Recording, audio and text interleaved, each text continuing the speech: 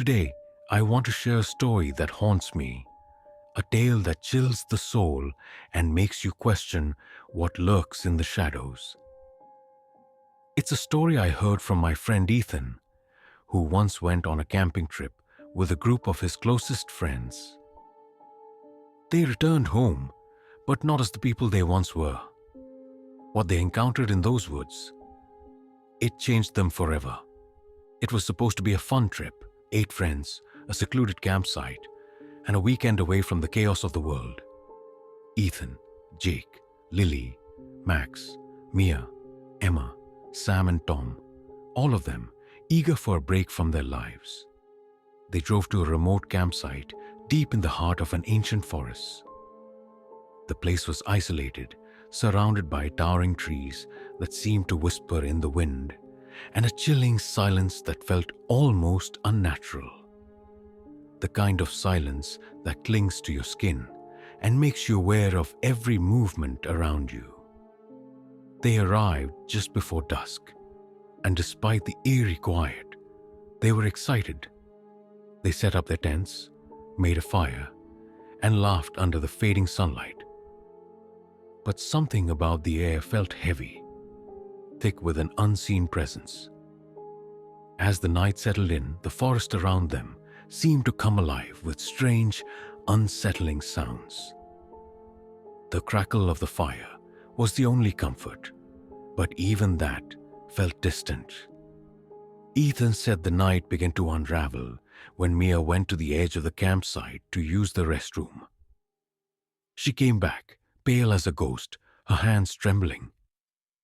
"There's something out there," she whispered, her voice tight with fear. "Something's watching us." At first, they laughed it off.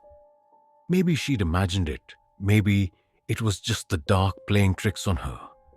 But then Jake, the skeptic of the group, spoke up. "I saw something too," he said, his voice shaky. "Between the trees, a figure, just standing there. It looked like a person, but it wasn't." The group fell silent. They brushed it off, thinking it was just nerves, but deep down, they couldn't ignore the growing tension in the air. The forest was too quiet, too still. The feeling didn't go away. If anything, it grew worse. Every time they looked into the woods, it felt like something was watching them, moving between the trees, just beyond their sight. They tried to ignore it and went to bed, but the noises outside their tents kept them awake.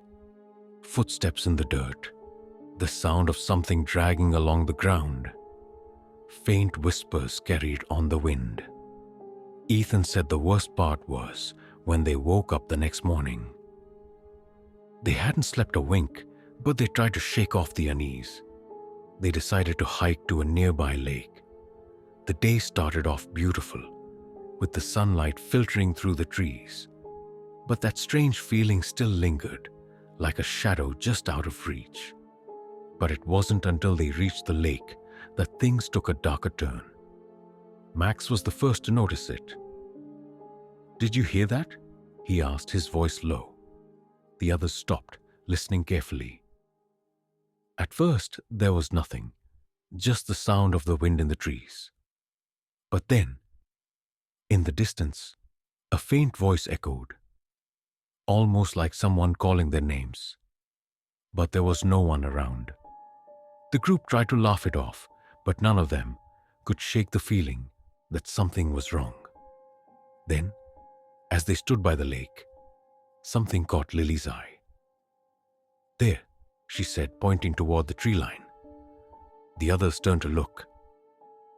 Standing just beyond the trees was a figure, tall, impossibly tall, with limbs that twisted and stretched unnaturally, like a silhouette of something that wasn't quite human. Its face was hidden in shadow, but they could feel its eyes on them, cold and unblinking. The figure didn't move, didn't speak. It just stood there, watching them. Panic set in. "We need to leave," Ethan said, his voice trembling.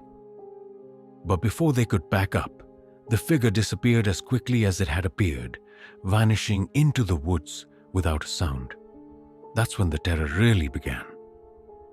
They rushed back to camp, only to find that something had changed. The air was thicker, oppressive. As they were gathering their things to leave, they noticed something on the ground. A dark smear, like something had been dragged through the dirt. It led into the woods, disappearing into the trees. Ethan said it felt like they were being pulled into something that didn't want them to leave. They packed up in a frenzy and jumped into their cars. But as they drove away, they realized something was horribly wrong. They had passed the same trees, the same landmarks over and over again. They were stuck, trapped in the forest, and then they saw it again. The figure standing on the road ahead, its tall form blocking their way.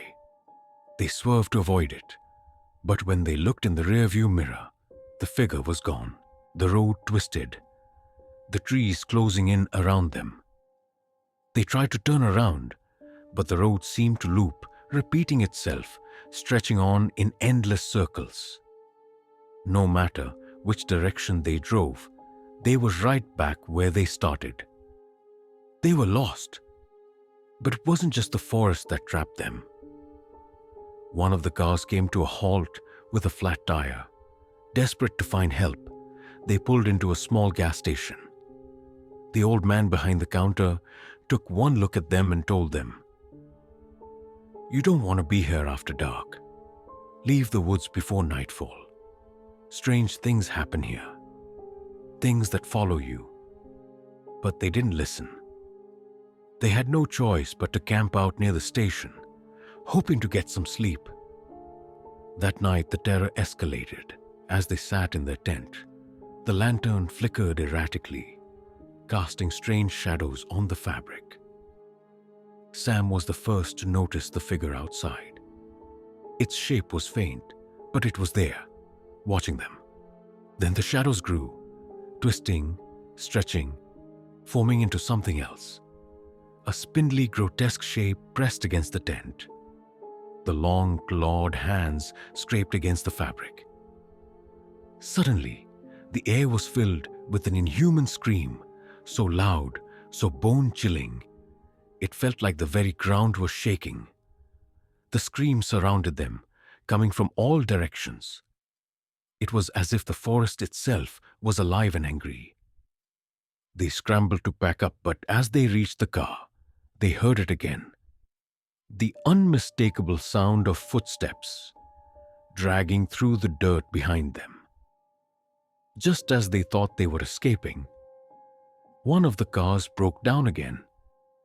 They piled into the other car, but the figure followed them, appearing in the trees, then in the rearview mirror, its eyes glowing like burning embers.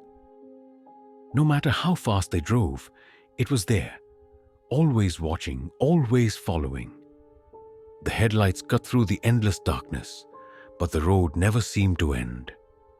And then they saw it, standing in the middle of the road, its face now visible, twisted and contorted in a smile that stretched far too wide.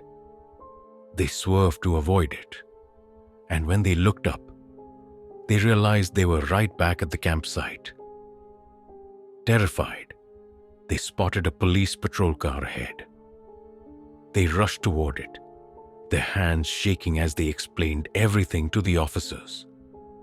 But when they finished their story, the officers didn't look surprised. They simply said, "We've had reports of things like this. You're not the first." The officers escorted them to the station, but when they arrived, they noticed something strange. None of their phones worked. No signal.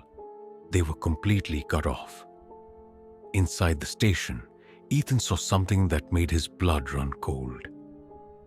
As he looked into the window, his reflection wasn't his own.